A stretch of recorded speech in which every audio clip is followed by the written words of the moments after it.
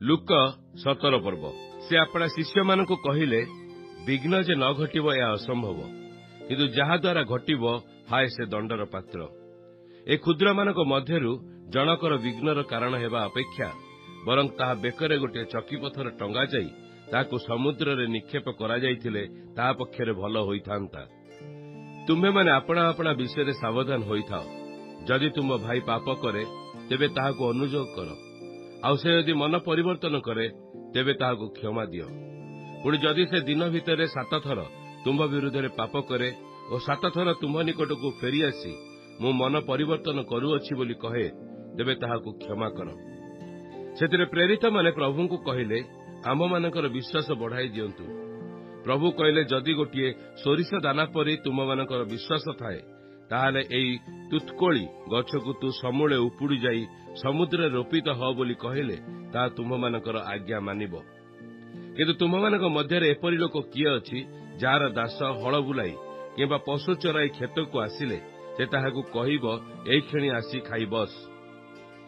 ସେ କ'ଣ ବରଞ୍ଚ ତାହାକୁ କହିବ ନାହିଁ, ମୋର ଖାଇବାର ଠିକ୍ କର, ମୁଁ ଖିଆପିଆ ଶେଷ ନ କରିବା ପର୍ଯ୍ୟନ୍ତ ଅଣ୍ଟା ବାନ୍ଧି ମୋର ସେବା କର, ତାପରେ ତୁ ଖିଆପିଆ କରିବୁ। ଦାସ ଆଜ୍ଞାନୁସାରେ କର୍ମ କରିବାରୁ ସେ କ'ଣ ତାହାକୁ ଧନ୍ୟବାଦ ଦିଏ?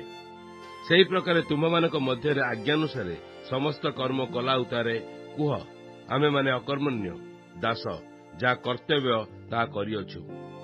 ସେ ଜେରୁସାଲେମକୁ ଯାତ୍ରା କରିବା ସମୟରେ ସମୀରଣ ଓ ଗାଲିଲି ମଧ୍ୟ ଦେଇ ଗମନ କରୁଥିଲେ। ଆଉ ସେ କୌଣସି ଏକ ଗ୍ରାମରେ ପ୍ରବେଶ କରନ୍ତେ 10 ଜଣ କୁଷ୍ଠୀ ତାହାଙ୍କ ସହିତ ସାକ୍ଷାତ କଲେ। ସେ ସେମାନଙ୍କୁ ଦୂରରେ ଠିଆ ହୋଇ ଉଚ୍ଚ ସ୍ୱରରେ କହିଲେ, ହେ ଯୀଶୁ ଗୁରୁ, ଆମ୍ଭମାନଙ୍କୁ ଦୟା କରନ୍ତୁ। ପୁଣି ସେ ସେମାନଙ୍କୁ କହିଲେ, ତୁମେମାନେ ଯାଇ ଆପଣା ଆପଣାକୁ ଯାଜକମାନଙ୍କୁ ଦେଖାଅ। ଆଉ ସେମାନେ ଯାଉ ଯାଉ ସୂଚୀ ହେଲେ। କିନ୍ତୁ ସେମାନଙ୍କ ମଧ୍ୟରୁ ଜଣେ ଆପଣଙ୍କୁ ସୁସ୍ଥ ହୋଇଥିବା ଦେଖି ଉଚ୍ଚସ୍ୱରରେ ଈଶ୍ୱରଙ୍କ ମହିମା କୀର୍ତ୍ତନ କରୁ କରୁ ବାହୁଡ଼ି ଆସି ଯୀଶୁଙ୍କ ଚରଣ ତଳେ ଉବୁଡ଼ ହୋଇ ତାହାଙ୍କର ଧନ୍ୟବାଦ କରିବାକୁ ଲାଗିଲା। ସେ ଜଣେ ସମୀରଣୀୟ ଲୋକ। ସେଥିରେ ଯୀଶୁ ଉତ୍ତର ଦେଲେ, 10 ଜଣ କ'ଣ ସୂଚୀ ହେଲେ ନାହିଁ? ତେବେ ଆଉ 9 ଜଣ କାହାନ୍ତି? ଈଶ୍ୱରଙ୍କୁ ଗୌରବ ଦେବା ନିମନ୍ତେ ଏହି ବିଜାତି ଲୋକଟି ଛଡ଼ା ଆଉ କ'ଣ କେହି ବାହୁଡ଼ି ଆସିନାହିଁ?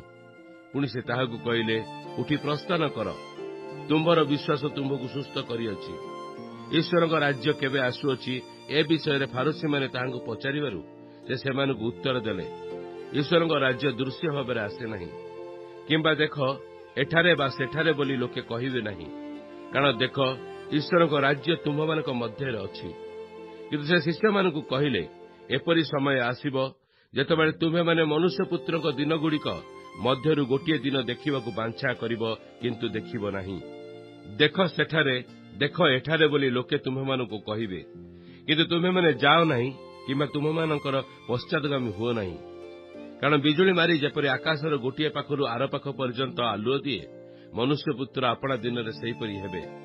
କିନ୍ତୁ ପ୍ରଥମେ ତାହାଙ୍କୁ ଅବଶ୍ୟ ଅନେକ ଦୁଃଖ ଭୋଗ କରିବାକୁ ହେବ, ଏହି ବର୍ତ୍ତମାନ ପୁରୁଷ ଦ୍ୱାରା ଅଗ୍ରାହ୍ୟ ହେବାକୁ ହେବ। ଆଉ ନୋହଙ୍କ ସମୟରେ ଯେ ପ୍ରକାର ଘଟିଥିଲା, ମନୁଷ୍ୟପୁତ୍ରଙ୍କ ସମୟରେ ମଧ୍ୟ ସେହି ପ୍ରକାର ଘଟିବ।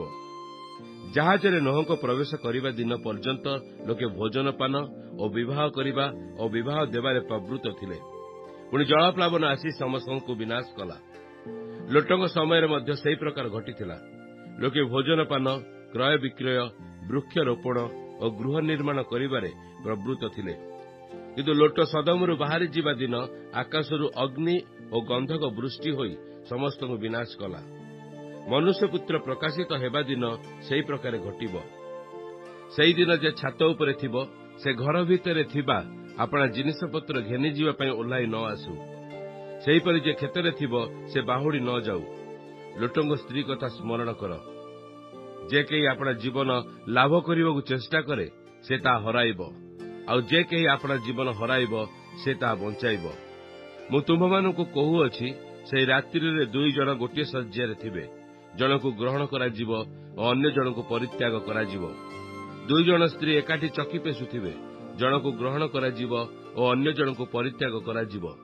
2 ଜଣ କ୍ଷେତରେ ଥିବେ, ଜଣକୁ ଗ୍ରହଣ କରାଯିବ ଓ ଅନ୍ୟ ଜଣକୁ ପରିତ୍ୟାଗ କରାଯିବ।